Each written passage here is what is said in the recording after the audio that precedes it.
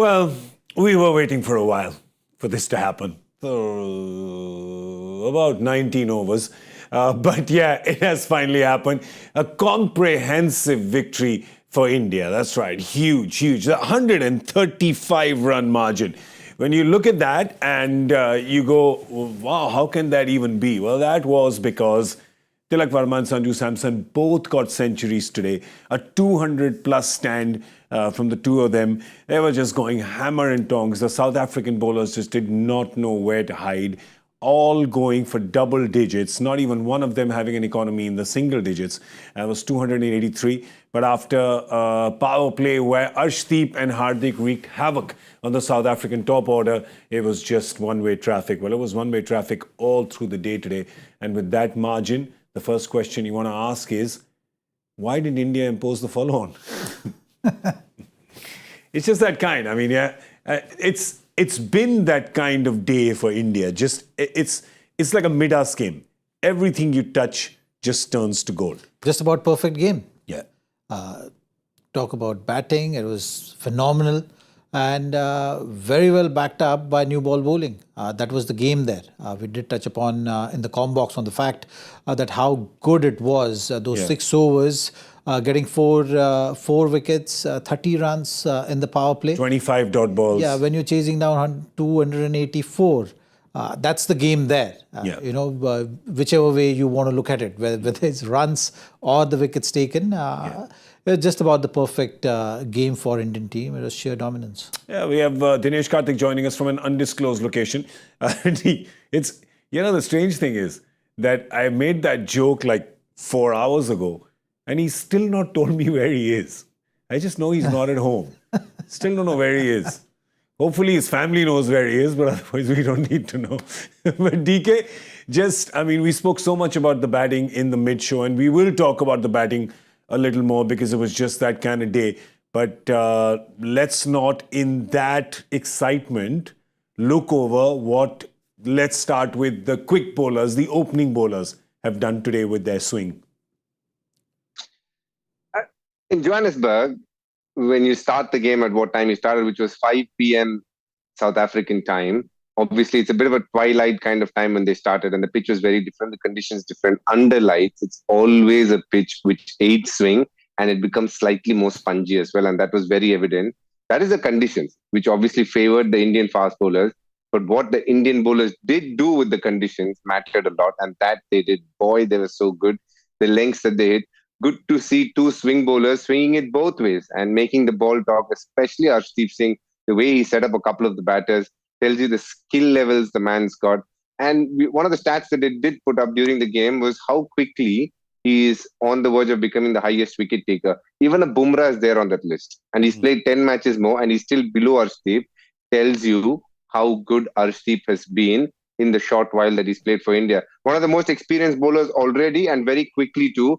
But that stat is staggering to think that he's played much lesser than all the guys there and almost on par with the best. And in due course, he will cross that and tells you the kind of bowler he is in this format. Extremely efficient and exceptional at what he does.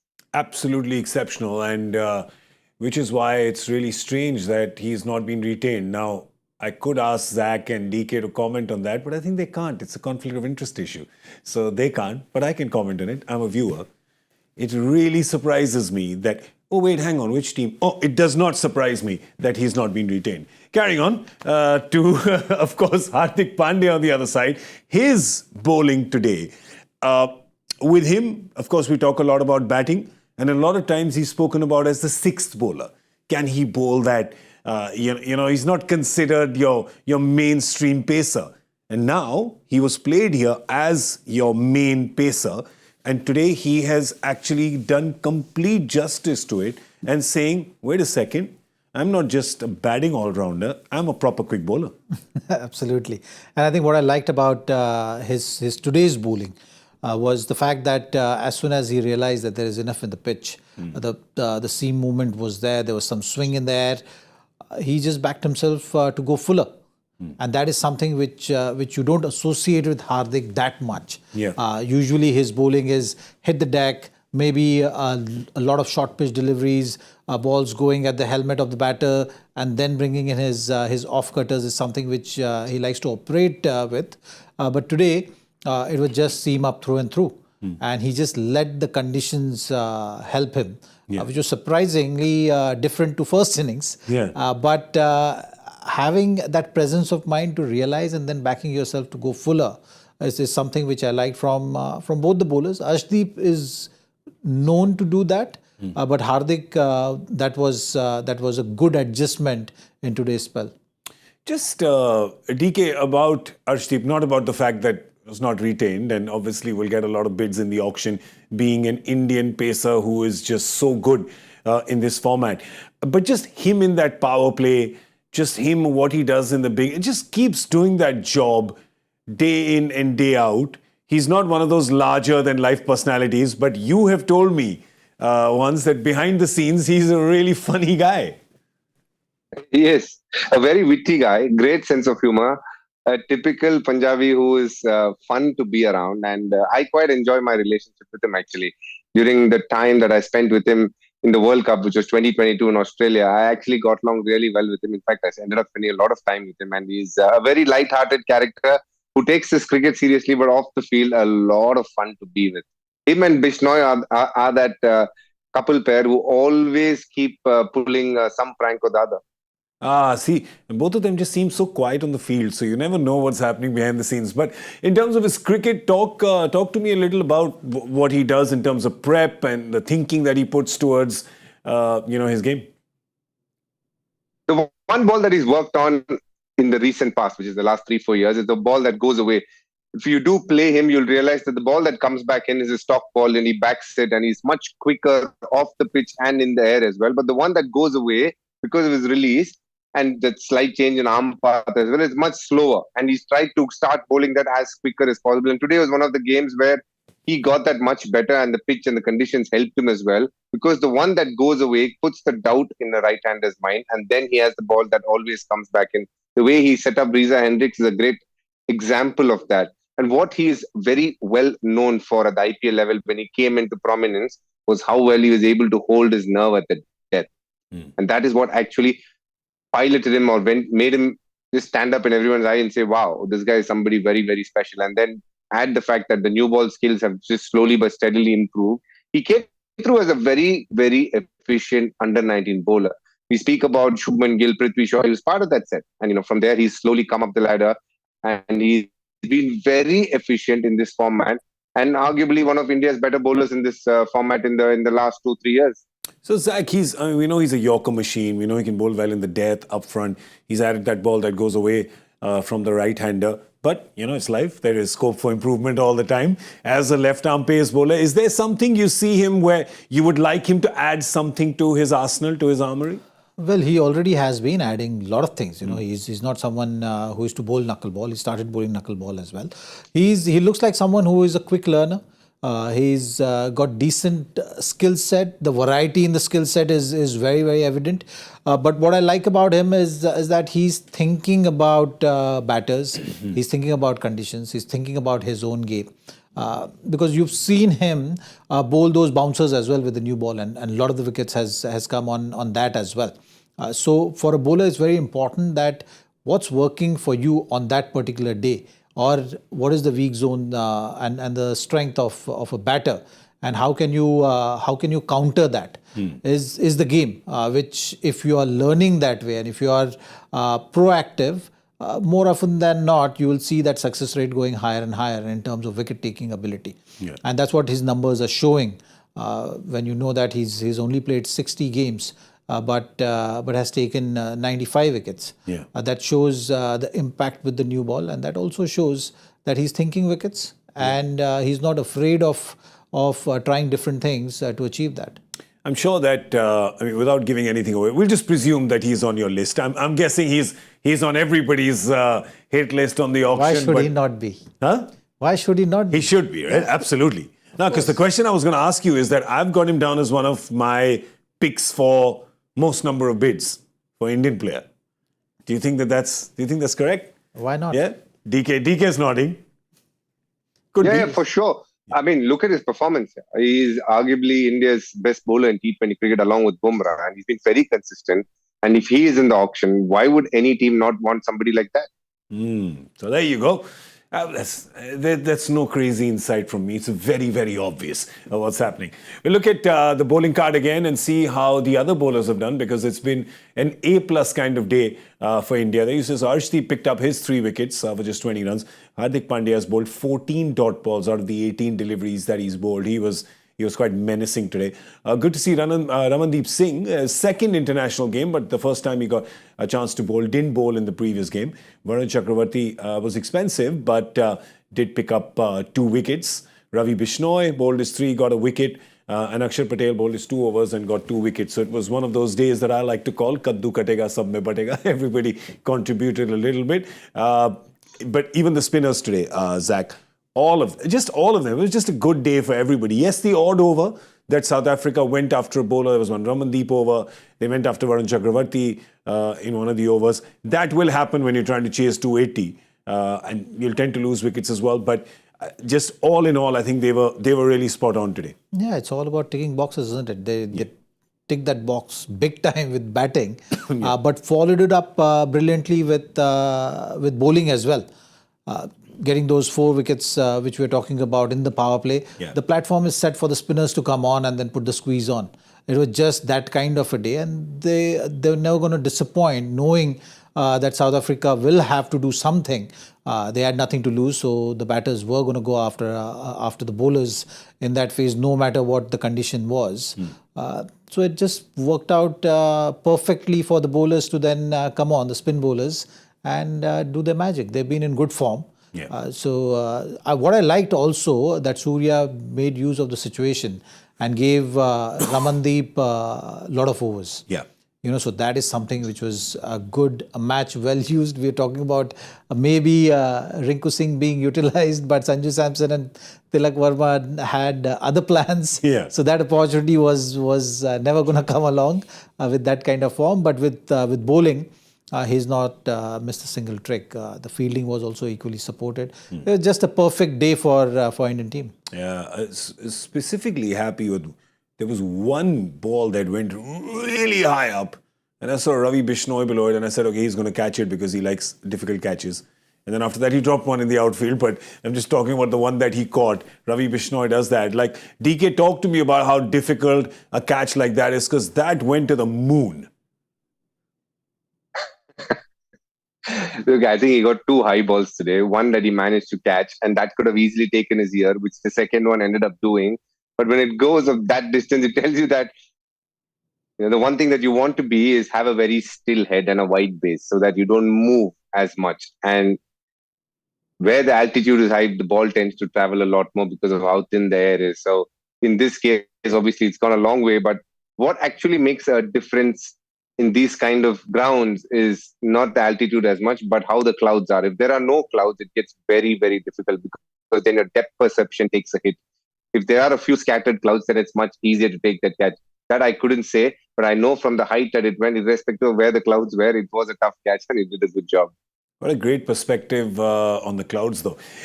Thanks so much for that, DK. We'll have a look at what the South African batters did, and was there anything at all, any redemption for them today? There was some big hitting. Tristan Stubbs stuck around, tried his best, but it was 43. And again, and DK, we've spoken about this so much, just once again, no runs from 1, 2, 3. Yeah, I think it's been a very disappointing series from them. Aiden Markram gave a feeling like he found a little bit of form in the last game, got out to a very sad ball last one. But this one, I think as a batter, it's a bit of a hit and miss. You just try and swing your bat, and the conditions are so much in favor of the swing bowlers that it became impossible for them to get into line. The modern day T20 batter is more often than not very powerful, very efficient, extremely explosive if the pitch is good and the conditions don't help the bowler too much. The moment the bowlers get in the act, the whole complexion of the game changes a little too much, because a lot of the batter's technique is based on good pitches, the ball not moving, then all their game comes through. If there is a bit of swing, more so a bit of seam movement, it makes it very hard for the modern day batter. It's a case with anybody actually. Yeah, it was always going to be that kind of a chase. 283 is what India had put up. Let's talk about the India batting in case you missed it earlier. Let me tell you what happened. There was a 73-run opening partnership between Sanju Samson and Abhishek Sharma. Abhishek Sharma was doing what he does usually, just connects and hits the ball out, sometimes gets a couple of streaky edges, but there is only one way he plays. And then there was this partnership. I mean, it is just one for the history books. A 200-plus run partnership between Sanju Samson and Tilak Varma. Both got centuries. Sanju became the first player to score 3 T20I centuries in a calendar year, and he scored them in the last 5 matches that he's played. Tilak Varma became the second Indian to score consecutive centuries. He scored one in the previous match. First instance of two batters scoring individual hundreds in a T20I. This is between two full member sides, so keep that in mind. It was a 210-run partnership. It's the highest partnership for India in T20Is. There were 23 sixes in India's innings, most between two full member sides. And India became the first team to register 3 250-plus scores in T20Is. And these are just a few of the records, Zach. There's a few more spatterings here and there, but that's all. We pay our graphic artist by the word, and that was it. We were done for the day's budget. But it's got a few more. It's just that kind of, it's one for the history books. It shows the strength, isn't it? It shows the strength in the Indian batting lineup because just a while ago, you were talking about Surya, and Surya is the number 1 T20 batter in the world. Yeah. He didn't even get a chance to bat today. Yeah. And in the recent past right now, if you see Sanju Samson, Tilak Varma, all these names are coming up, which are setting themselves up to achieve the similar kind of records. And that's just the sheer strength of the Indian team in this format. It's just getting better and better because, mind you, this format, no one is talking about hundreds. Yeah. But if you are consistently getting hundreds like this, it's just going to make it that much easier for your whole batting unit, the power hitters, to come later, if you are able to do this consistently. Because now we are seeing this pattern that if any of the top batters getting set, they are going on to make it really count and make it big. Yeah. And if they're doing it consistently, it's going to be, they're going to put bowlers under pressure. And if any team playing against India, they will be thinking about, any of the batter, if they're set, it's just going to be just alarming a thing for any of the teams. And that's the strength, I think. If you're creating this kind of a reputation, it will really go a long way in terms of dominance in this format. The kind of batting that India's done on this tour, DK, there are some boys sitting in Australia right now who would have fancied their chances of being in this T20 lineup, especially the batters who are going, wait a second, this looks like one of those teams which is a little difficult to get into. Yeah, it's a very happy headache for the backroom staff and the selectors. I think Ajit Agarkar has plenty of names to choose from now. How he's going to choose it is going to be a challenge because you got to think of Yashasvi Jaiswal, Nitish Kumar Reddy, who had a good series against Bangladesh, Shubman Gill, you have Riyan Parag, you have Jasprit Bumrah who's going to come in. The list can go on a little more as well. That's literally 5 players I've just said at the top of my head. And Shivam Dubey, part of the World Cup team. Yeah. Rishabh Pant, part of the World Cup team. Rishabh Pant, yeah. And, you think about it and you think, wow, how are they going to pick the 11 for the next game? It's not going to be easy, but it's a very nice situation. India will be the team that any other country will fear the most in T20, without a doubt. Yeah, I mean, it's a very brave call to replace this 1, 2, 3 after the series they've had. And I'm talking about Tilak Varma being 3 because he took the captain spot. But this 1, 2, 3, look, Sanju, Abhishek, Tilak, just their performance. No, these are all good signs for any team. Yes, it's a lot of headache for the management and the selectors. All those are good headaches. Yeah. But what you can achieve from this is consistency in processes as well, in terms of performances. You'll see players pushing players. So when you're talking about all the other players, it also talking about their caliber. You're talking about these guys who are performing here. So whoever is getting opportunity, they have to make it count. Yeah. And they know that, okay, someone is pushing me, so you got to make sure that you're not giving that opportunity to other. Yeah. It just, in the process, team is going to become stronger, and lot of good results you can expect from this team. Well, there's been a lot of good results this year as well. Just only 2 bad results. Only 2 games lost in T20Is this year. One to South Africa a couple of days ago, and then after that, before that, one to Zimbabwe. So both have happened in the African continent. There's something to think about there. And of course, 5 series wins, back-to-back the World Cup win. It's the 101st win overseas. It's just complete domination, DK. Yeah, it's been the most glorious year for India in T20 cricket from the time this format has started. They have not put a foot wrong, and no matter who you give an opportunity to, they have come and set the ground ablaze. And I think IPL should be a very, very big factor in India achieving something like this. Just the kind of bench that they've created. You see South Africa, if you had to put 2 teams, one playing Test cricket somewhere else and one playing T20, I don't think they'll be as strong as the side that's out here. India right now have one team, the Test team, then they have an India A team, and then this is the 3rd team that's playing as we speak. And you think about that and say, wow, there are about 45, 48 cricketers right now, and each as good as the other. And that's such a great place to play, such a great place for India to be in as a cricketing nation. And hence the results that we see, which is absolute and utter dominance in this 2024 calendar year. Fantastic. So 3-1 this 4-game series to India, and you look at that and you go, should have been more games. At least an odd number, at least 5. But well, we've got 4 and we've got complete excitement in the 4. Just while we round that up, we're going to talk a little about the Border Gavaskar Trophy that, of course, is coming up. But before that, I know lots of difficult question because lots of pluses for India from this tour.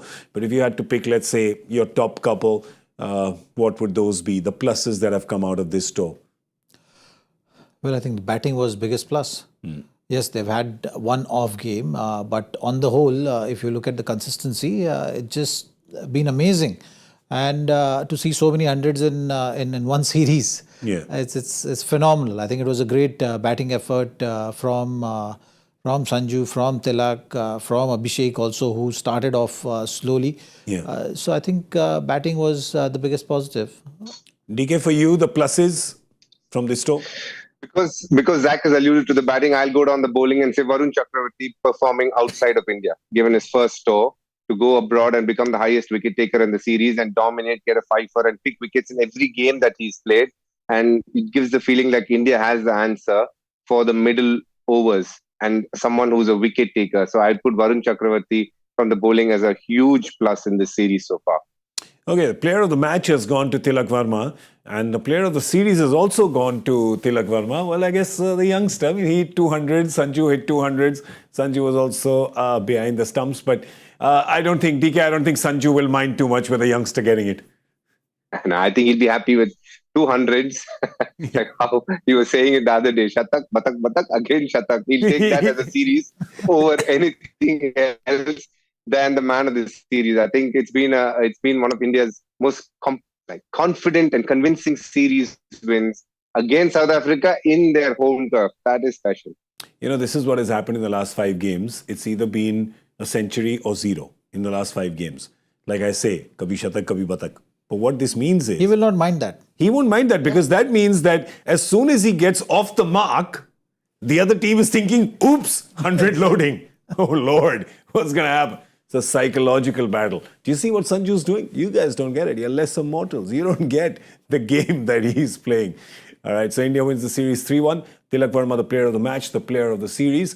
And that wraps up a very, very successful tour in South Africa for the Indian team. And definitely a very successful day today.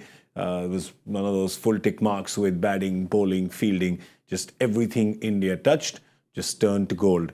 And well, spare a thought for the South African players today, both the bowlers and the batters, just nothing really going their way. But we're going to talk about the series of all series, the battle of all battles, the contest that we've all been waiting for, lip smacking, right? The Border Gavaskar Trophy. India playing Australia the first game, which is going to be in Perth on the 22nd. Now, both India and Australia, well, the thing that everyone's looking forward to is the 11 that both teams will play. DK, I think that the Australia 11 pretty much just kind of picks itself, right? They've got 13 players there. I think if you were to choose their 11, you'd probably say the three quicks that they usually play with, their Tridev, their triumvirate of Stark, Hazelwood and Cummins. You'd play them probably with Nathan Lyon? Yes, Nathan Lyon. I think the ones who won't play would be a choice between Nathan McSweeney and Josh Inglis. I would go for Nathan McSweeney because he's batted at number 3, but Josh Inglis has scored 100 in the recent Shield game. So that could pit him as the opener along with, Usman Khawaja, and Scott Poland is definitely not going to play unless there's an injury. Okay. And for India, well, this is the tough one, right? Because it's a big squad. But Zach, out of this squad right now, we don't have confirmation of Rohit, whether he's going to be there or not. It's still over a week to go, so you could still see the captain coming out there. But let's just talk to you about the bowling attack you'd like to see. See, the real question for them is going to be whether they want to play two spinners or not. And, we're just going by the venue. Perth, we know that the bowlers usually dominate. The fast bowlers, I'm talking about, you have extra bounce as well. So I think they'll have to choose there. And whether Nitish Reddy is going to be part of that 11 or not is something which we have to wait and see. Yeah. But they will try and find 4 fast bowling options. That will be their initial thought, is what I'm expecting. Just presume that, okay, if Rohit is not going to be there, which was the talk, then who opens is another question which they will be trying to find the answer to. KL Rahul, is that the option which they want to go with the experience, or Abhimanyu Ishwaran? Is something which they'll be thinking about. I feel Abhimanyu Ishwaran should be the straight fit for that role since KL now, lately we've seen that he's been batting in the middle order. Yeah. You don't want to shift that because it's only for the first test, as we hear. So those kind of questions they have answer to. If they're how they are thinking and which direction they are going to go in is something which is going to be very important. Whether they're going for the stability, or if they go for too many changes. If they go ahead with, say, KL, I think they will be showing their desperation. And then they'll be showing their weak hand is what I feel.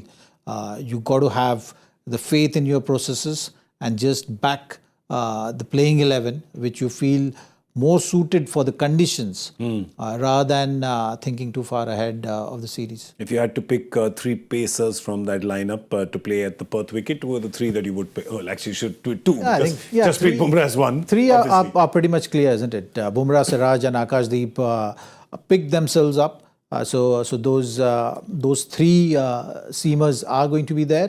The 4th is going to be an interesting one. Whether you go in with Harshit Rana, or you take Nitish Reddy's route. As increasing that batting depth is something which they will be looking at. Yeah. DK, if I was to, there is, I don't know the exact calculation, but India needs to win this series quite comprehensively to stay in the hunt for the WTC. I think it's almost 4-0 or some such. Basically, something just they have to play out of their skins and make sure that Australia doesn't come in at all if India wants a chance to play the WTC final. Now, my question to you is, do you as a player let that play on your mind? Because that could be counterproductive, or do you just go game by game? What do you do then in that situation?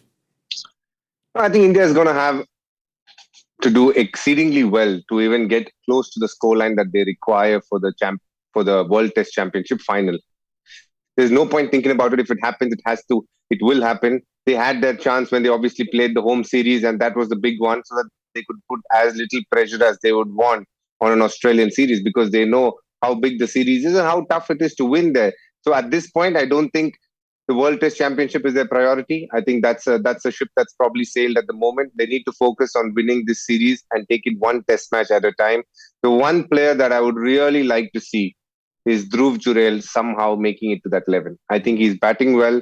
He looked very compact in seeming conditions in that tour game, and I would like to see him start the series.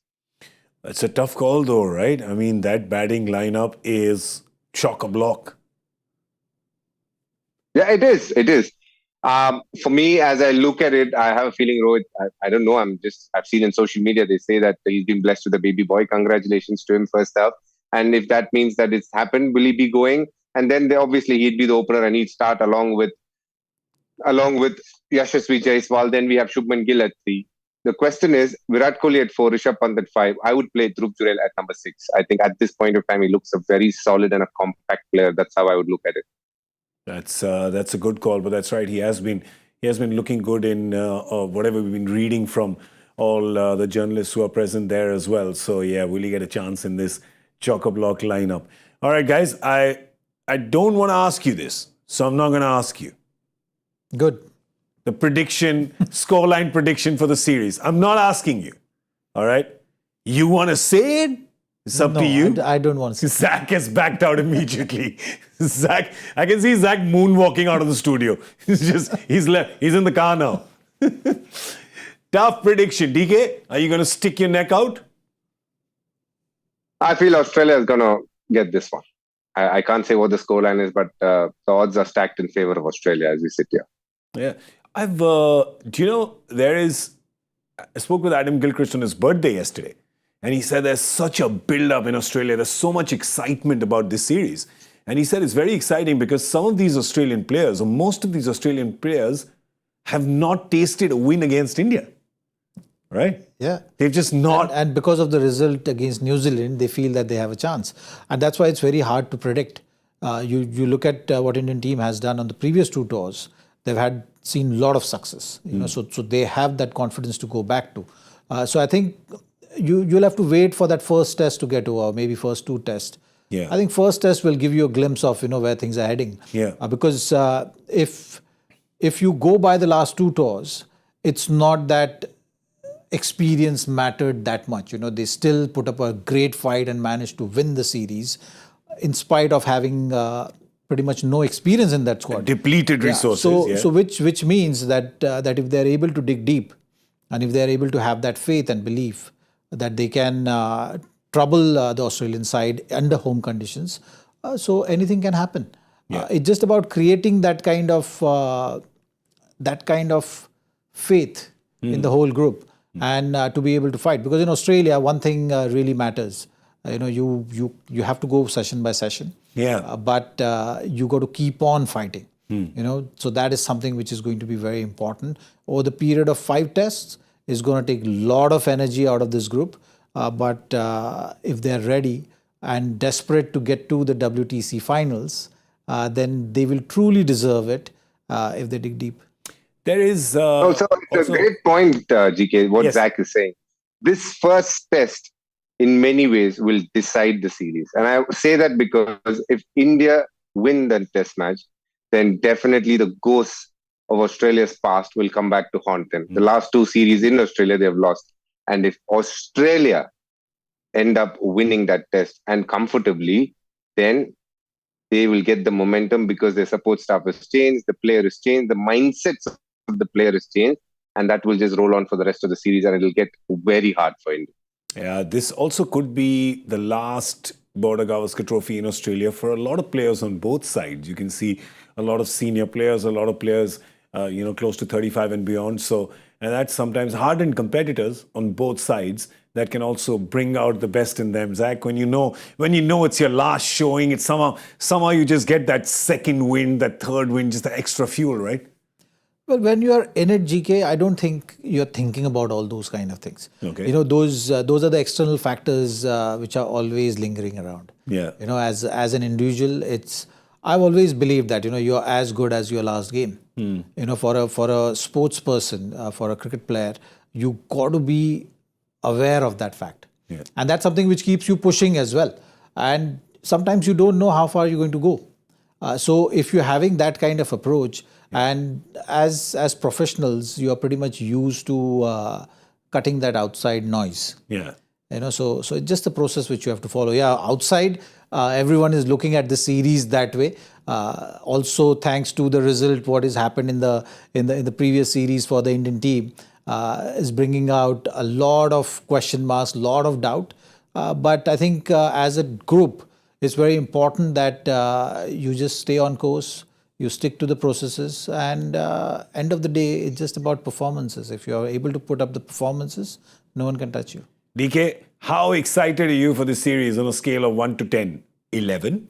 I'm extremely excited. And I say that just because of the hype that Australia has created, and good on them for doing that, because there's always been the rivalry. And now you have the new fad in today's social media world, which is podcasts. And people are talking left, right, and center about what's going on, who is doing what, who's passed a comment, how Gambhir has spoken about what Ricky Ponting had to say. And you always want that buzz. Rivalries is what makes sport such an entertaining aspect. And no matter what you say, live sport is next to untouchable compared to anything else that happens in life. It's got its own charisma, it's got its own beauty attached to it. And the fact that after a long time, there is a test series with so much buzz where the ex-players of both countries are very invested in it, tells you that it's a series that is going to be mouth-watering. It's so interesting you said about a podcast. We haven't done a podcast, GK podcast. We're going to do a podcast. What's wrong with us? What are we doing? We're not keeping up with the trends. We're going to do a podcast, all right? ZK, will you join us as well, Zach? Podcast. You got to say yes to. It's a podcast. You have to say yes. It's a podcast. Have you ever seen me on a podcast? So this will be Zaheer Khan will be making his debut on our podcast, which we have just made up right now. I know value of my podcast. Oh, so but that means it won't ever come. It has to come. That means I will not come on your podcast. DK, he's deserted us already. We got to make him an offer he can't refuse, GK. All right. I'll think about it then. After all the food I fed you, all these days, what more can I offer? All right. I'll tell you, we're not going to do an auction here right now. I'll tell you what I'll do. I'll make Zach an offer he can't refuse. I'll give him the joy factor answer before I show it to the rest of the world. Because I know it. Because it has happened. It happened today? Yesterday? Today. It's happened yesterday, today? It happened today. It's happened today. Oh. Joy has taken something that has happened today and made a question out of that. In case you guys missed it, this was the question. Is it Anshul Kamboj? Ah, yeah, DK's got it. DK's got it. Now that is correct. Today, because he said it that it just happened as you said today. So Yeah. Yeah, that's how I picked it up. DK is sitting in his secret control room somewhere, just monitoring everything that's happened today. Anshul Kamboj, 10 wickets in an innings of a Ranji Trophy match. And he did that today. So let's see who's the first person who got the correct answer. Not us. We don't give ourselves any prizes. It's Rishi. Rishi Rukiana. Congratulations to you, Rishi. I think that's one of the first times I've seen that name on the leaderboard. So well done. That was a good answer. That was a tough list, man, to get. So you got it. Well, that's it. That's business hours for us. It's time to go. I just want to tell you that none of us got any of our predictions right, whether it was the score, whether it was the power play. It was just a bad day for predictions. It was a very good day for batters and a very, very good day for India batters specifically. It's been a good series as well. We, of course, will see you next on the auction. The Cricbuzz Live will be here on the 24th and the 25th. We'll be here all day. We also have Cricbuzz Chatter, which is business as per usual during the Border Gavaskar Trophy. So do join us at that time on Cricbuzz. But yeah, we'll be here for the auction. I'll be here with my two brothers, Joy Bhattacharya and Harsha Bhogle. So three of us are going to be here on the auction, just like we are every time. We have been for years. This is going to be a long one. I'd love to be with these two brothers, but they're busy. They're going to be in Jeddah at the table. I wish you both luck. thank you. I know, Zach, that you are very trigger happy playing paddle. Don't treat that paddle as this paddle, okay? Just think about it a little bit, right? DK, you know that Zach and me pretty much play paddle every day, right? I know. Yeah, so that's it. And DK, all the best for the auction. Yeah, have a good time in Jeddah. And thank you so much for joining us on this series. Tell him make sure use the paddle. We've been using it. I see. I'm just staying out of it. Conflict of interest. They were both my brothers. I can't. Zach is sledging already. Think of what he'll do to you in Jeddah. DK, get ready. DK, don't look at him during auction day. Huh? I'll tell you, there are people who will sledge you. Ashish Nehra will sledge you from the Gujarat table. Zaheer Khan will sledge you from the Lucknow table. Who are the others that can sledge him? I think these two are the main dangers for you. Social media will sledge me no matter what happens. That don't worry about. Just come out in the morning and tell people the weather. That makes them love you. So that's fine. Well, that was Dinesh Karthik joining us from his undisclosed location today. And of course, Zaheer Khan, who has been here with us and will be off to Jeddah soon for the auction. So all the best for that. Thank you. And make me proud and come back with a big shopping bag. I'm Gaurav Kapur and you were watching Cricbuzz Live. Thank you so much for joining us through this series. We'll see you in a few days. Good night.